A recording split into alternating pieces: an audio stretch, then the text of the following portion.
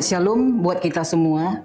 Ale-ale sending yang terkasih, nat renungan atau firman Tuhan bagi kita hari ini tertulis di Kolose 3 ayat 1 sampai 2. Demikian firman Tuhan. Karena itu kalau kamu dibangkitkan bersama dengan Kristus, carilah perkara yang di atas, di mana Kristus ada, duduk di sebelah kanan Allah. Pikirkanlah perkara yang di atas, bukan yang di bumi. Demikian firman Tuhan. Saudara-saudari yang dikasihi oleh Tuhan Yesus Kristus, satu sikap yang mendasar dalam hidup orang Kristen adalah sikap melihat atau memandang jauh ke depan. Melihat ke masa yang akan datang, tempat yang kekal sepanjang masa, atau tempat untuk selama-lamanya, yaitu surga. Nah, sekiranya ada yang bertanya kepada kita demikian, apakah yang mendorong atau yang menggerakkan hatimu mau menjadi Kristen? Mau memikul salib Kristus? Barangkali kita akan menjawab atau mengatakan, karena dunia yang kita tempati sekarang belumlah tempat yang tetap diberikan Tuhan, akan tetapi masih merupakan tempat atau dunia yang akan berlalu. Saudara-saudari yang dikasihi oleh Tuhan Yesus Kristus, biarpun kita memiliki banyak harta, memiliki kekayaan yang diberikan oleh Tuhan dalam hidup kita di dunia ini, namun semua itu akan berlalu, akan tinggal dan akan lenyap. Akan tetapi Tuhan telah menyiapkan tempat yang kekal untuk selama-lamanya, yaitu surga. Dan itulah yang seharusnya mendorong atau menggerakkan hati kita mau menjadi Kristen, mau memikul salib Kristus. Karena Kristen artinya milik Kristus, Kristen artinya pengikut Kristus. Kristen berarti berjalan bersama Kristus menuju hidup damai sejahtera kelak. Dikatakan di Filipi 3 ayat 20, karena kewargaan kita adalah di dalam surga, dan dari situ juga kita menantikan Tuhan Yesus Kristus sebagai Juru Selamat.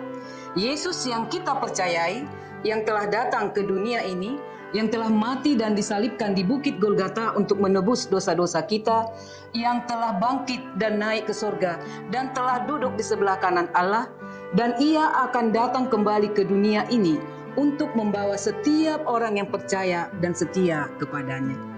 Dan semasa Tuhan Yesus masih hidup di dunia ini, Ia sudah memberitahukannya atau Ia sudah mengatakannya.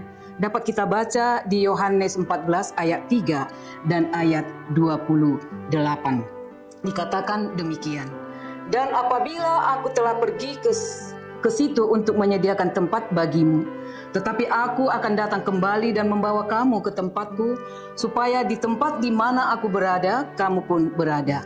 Di ayat 28 dikatakan, kamu telah mendengar bahwa aku telah berkata kepadamu, aku pergi tetapi aku akan datang kembali kepadamu. Sekiranya kamu mengasihi aku, kamu tentu akan bersukacita, karena aku pergi kepada Bapakku, sebab Bapakku lebih besar daripada aku. Saudara-saudara yang terkasih dalam nama Tuhan Yesus Kristus, ada satu ilustrasi. Dalam pelajaran aritmetika, angka 0 sangat berpengaruh bila dihubungkan dengan angka desimal. Contohnya 0,0001 atau semakin banyak angka 0, semakin kecil nilainya. Akan tetapi coba kita balikkan, di mana angka 1 di depan. Contoh 1.0000 dan seterusnya. Semakin banyak angka 0 di belakang angka 1, semakin besar nilainya. Demikian jugalah hubungan kita dengan Allah. Kita hampa atau kosong atau 0 bila Allah kita buat di belakang. Tapi bila kita membuat Allah nomor 1, kita berharga. Jadi letakkanlah atau buatlah Allah di depan, maka kita sangat berharga. Semakin banyak kita mengikutinya, taat dan setia kepadanya, semakin besar nilai kita di hadapan Allah. Saudara-saudari yang dikasihi oleh Tuhan Yesus Kristus, itulah yang dikatakan dalam nats renungan kita hari ini. Dikatakan tadi di Kolose 3 ayat 1 dan 2, karena kita sudah dibangkitkan bersama Kristus, carilah perkara yang di atas, di mana Kristus ada, duduk di sebelah kanan Allah. Pikirkanlah perkara yang di atas, bukan yang di bumi. Perkara yang di atas adalah apa yang sesuai dengan kehendak Tuhan, yaitu hal-hal yang rohani.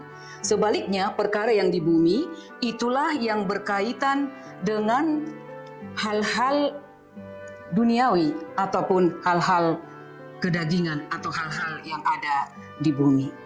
Artinya, Kita jangan kehilangan fokus, akan tetapi tetaplah fokus kepada Tuhan, akan tetapi prioritaskanlah Kristus yang sudah mati untuk menebus dosa kita, yang bangkit dan naik ke surga, dan yang akan datang kembali untuk yang kedua kalinya ke dunia ini untuk menjemput atau membawa setiap orang yang percaya kepadanya. Untuk itu saudara-saudari, marilah kita mengarahkan pikiran, hidup kita kepada hal-hal yang berhubungan dengan kemuliaan nama Tuhan. Dan apa yang kita lakukan haruslah seturut dengan kehendak Tuhan. Kita harus menempatkan Tuhan selalu nomor satu dan prioritas hidup kita. Apa yang kita lakukan di dalam hidup kita, lakukanlah itu untuk tunduk atau taat dan setia, serta percaya kepada Tuhan yang bertahta di sorga. Tuhan menyertai dan memberkati kita. Amin.